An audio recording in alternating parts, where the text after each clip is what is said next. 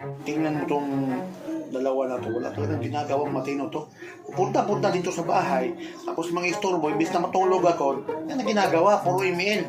Pupuntugin ko kaya itong mga ulo tong dalawa na to. Asarap pa naman matulog sana kay ang intinit ng panahon. Tapos nandito ka sa may loob ng kwarto para magpapahinga. Hindi ka magpapahinga kasi dahil dito sa dalawa na to. Naisip ako guys, gagawa tayo ng tatanungin ko tong mga ito kung tingnan natin kung may alam ba talaga sa history ito. Tingnan natin guys. Tingnan mo to guys, tatanungin natin to kung talaga naman to.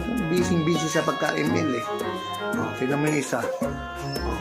Ang ganyan din, di ba? Puro email.